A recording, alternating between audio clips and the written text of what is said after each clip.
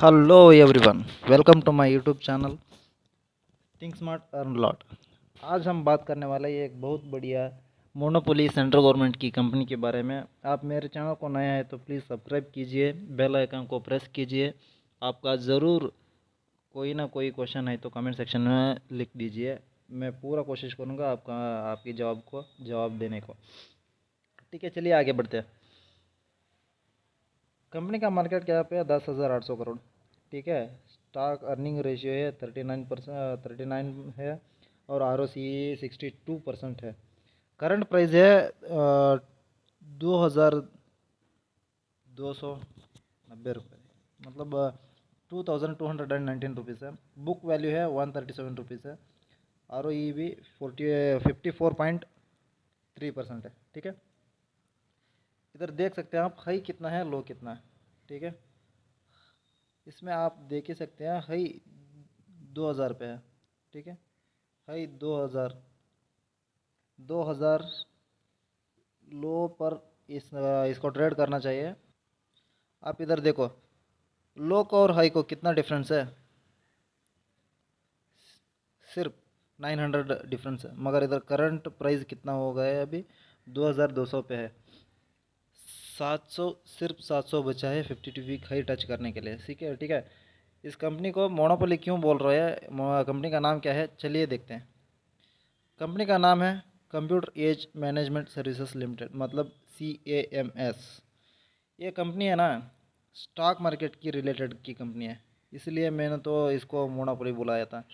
क्योंकि ये कंपनी क्या करते हैं ना, स्टॉक मार्केट के सारी वो कंप्यूटर मैनेजमेंटिंग वो है ना, ये सब इसकी जिम्मेदारी है, इस कंपनी ने निभाते हैं सब। ठीक है, इस कंपनी का फंडामेंटल को कुछ देख लेते हैं। The company is a mutual funds transfer agency, provides investor services, distributor services and asset management company services. ठीक है, ये कंपनी ने कोई भी म्यूचुअल फंड ट्रांसफ़र, ये मानो कि ऐसे ऐसे कंपनी की एक म्यूचुअल फंड है, वो म्यूचुअल फंड के पैसा को एक स्टॉक में लगाना चाहते हैं। लगाने लगाने के लिए एक कंपनी चाहिए, वो इसकी थ्रू से पैसा ट्रांसफ़र कर देते हैं वो स्टॉक खरीदने के लिए। ठीक है, ये AMC सर्विसेज को प्रोवाइड करती है इस कंपनी ने, स्टॉक मार्केट में AMC सर्विसेज को प्रोवाइड करती है। ठीक है, अगला की पॉइंट्स को देखेंगे हम।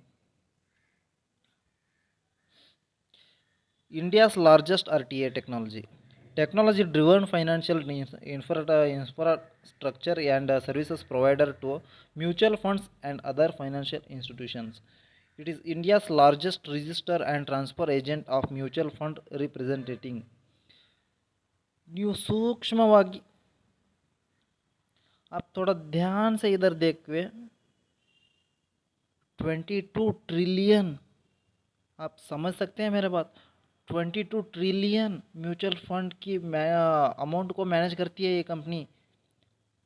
कंपनी का मार्केट कैप क्या है, कितना है, सिर्फ 10,000 है। ठीक है, मार्केट कैप सिर्फ 10,000 है। कितना अमाउंट मैनेज करती है, 22 ट्रिलियन। 22 ट्रिलियन मतलब क्या होता है यार, कम से कम सभी कंपनियों से 5-5% स्टेक हो जाती है कि इधर इसका प्रॉफिट कैसा निकल के आता है वो देख लेते हैं। ठीक है, इसका प्रॉफिट ऐसा निकल के आती है कि इधर देख सकते हैं आप। मुझे लगा ये 2,900 पे नहीं रुकने वाला है। कम से कम मुझे ऐसा लगता है कि ये 4,000 के ऊपर ही जाएगा। 4,000 की ये शेयर है, 4,000 की शेयर है, क्योंकि काम ही ऐसा है कंपनी का। आप समझ सकते हैं 22 ट्रिलियन मतलब क्या होता है, आप इमेजिन भी नहीं कर सकते वैसा। उतना ह्यूज अमाउंट को ये कंट्रोल करती है कंपनी। कम से कम ये इसको 0.5% भी कमीशन मिला तो कंपनी का मार्केट कैप सिर्फ एक ही साल में कम से कम 10,000 से 20,000 करोड़ तक जाएगा।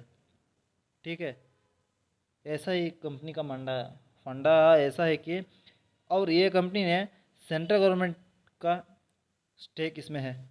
मतलब ये कंपनी मोनोपोली हो गया स्टॉक मार्केट में। किसी भी तरह म्यूचुअल फंड को इन्वेस्ट करना है, म्यूचुअल फंड के पैसे को इन्वेस्ट करना है या किसी भी कंपनी का स्टेक खरीदना है, इस कंपनी का होना ज़रूरी है। इस कंपनी को होना ज़रूरी है, क्योंकि इस कंपनी ने तो कुछ फंडामेंटल सी कोई भी म्यूचुअल फंड को पैसा निवेश करने का मौका ही नहीं मिलता है।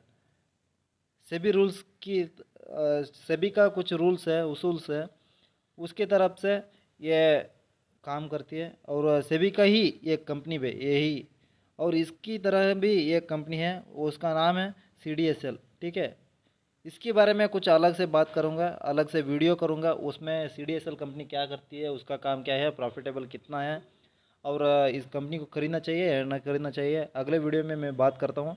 अब फिलहाल CMS कंपनी के बारे में कर सकता हूँ। कम से कम 2100 पे इसको खरीद लीजिए। अब 2200 पे मिल रहा है। ठीक है, 2200 पे मिल रहा है। आप थोड़ा वेट कीजिए, और 50%, 50 रुपया या 30 रुपया या 40 रुपया, कम से कम 1000, 2200 से नीचे आना चाहिए। ठीक है, 2200 से नीचे खरीद लीजिए। आपको कम से कम 25% या प्रॉफिट कैसा हो जाता है, एक ही महीना में हो जाता है। ठीक है, शॉर्ट टर्म प्रॉफिट है तो 5% प्रॉफिट तो एक हफ्ते में हो जाता है, उसको तो प्रॉब्लम ही नहीं है।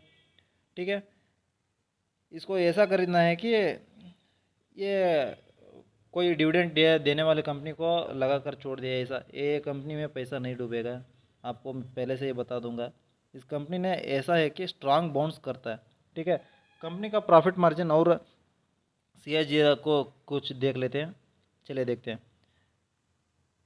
ये देख सकते हैं, company has delivered good profit growth of 21.1% CAGR over last 5 years. आप देख सकते हैं 5 सालों से लगातार प्रॉफिट को ग्रोथ कर रही है इस कंपनी ने। ठीक है, क्योंकि 5 सालों से जब लॉकडाउन हुआ है तब से सबको स्टॉक मार्केट में इन्वेस्ट करने का शौक आ गया है, सब लोग स्टॉक मार्केट में इन्वेस्ट करना स्टार्ट किया है। ठीक है, इसी तरफ से हम भी देख लेंगे। कंपनी ये good returns on equity track record 3 years. ठीक है, आप देख सकते हैं, सिर्फ क्वार्टर्स की बात नहीं कर रहा हूँ मैं, सालों की बात कर रहा हूँ, 5 साल, 3 साल, ऐसा है इस कंपनी का ट्रैक रिकॉर्ड। आप देख ही सकते हैं, आपके सामने ही है। Company has a good return on equity track record, 3 साल की ट्रैक रिकॉर्ड है कंपनी का, वो भी 45% प्रॉफिट की पोस्ट है, प्रॉफिट पोस्ट किया है। Company has been maintaining a healthy dividend pay out of 80%। आप देख सकते हैं 80% डिविडेंड पे कर रही है कंपनी। ठीक है, 80%, क्या है भैया, ये भी मोनोपोली नहीं है? अब भी बोलो, ये मोनोपोली है कि नहीं, आप कमेंट सेक्शन में लिख दीजिए। ठीक है, इधर देख सकते हैं, stock is trading at 16.5 times it's book value. Adani company को 100 के ऊपर है। उसकी उसकी उसके बारे में मत पढ़ो यार। ठीक है, उसके बारे में मत पढ़ो, क्योंकि अदानी कंपनी 100 से भी ऊपर है अर्निंग पर रेशियो। ठीक है, बुक वैल्यू से भी ऊपर जाके ट्रेड कर रही है सब लोग, सबकी trade. Promoters holding has decrease over last quarter. क्यों डिक्रीज हुआ है उसको देखना पड़ेगा। ठीक है, प्रोमोटर होल्डिंग लो 19% है, क्योंकि गवर्नमेंट स्टेक का है, वो तो है। किसी भी समय पर वो होल्डिंग्स को फिर से बाईबैक कर सकती है कंपनी। ठीक है, लो किस लिए हुआ है कि ये कंपनी को FLL होल्डिंग को ज़्यादा किया है, मतलब फॉरेन इन्वेस्टर्स ज़्यादा इन्वेस्ट कीजिए क्या है इसमें, इसलिए कंपनी होल्डिंग ज़्यादा हुआ है। ठीक है, कंपनी होल्डिंग, प्रोमोटर्स होल्डिंग तो थोड़ा कम है, मगर मेजॉरिटी तो उसकी ये है, कंपनी ओनर की है मेजॉरिटी। और कंपनी का प्रोमोटर होल्डिंग डिक्रीज़ क्यों हो रहा है? फॉरेन इन्वेस्टर्स इस कंपनी का शेयर्स को बाई कर रहे हैं, इसलिए डिक्रीज़ हो रहा है। ठीक है, ऐसे ही कंटेंट के लिए बहुत मेहनत लगती है यार, प्लीज़ सब्सक्राइब कर दो यार, कर दो, बेल आइकन भी प्रेस कर दो। ऐसा ही क्वालिटी कंटेंट आपको मिलना चाहिए। और मैं भी चलता हूँ, अगली वीडियो पे मिलता हूँ।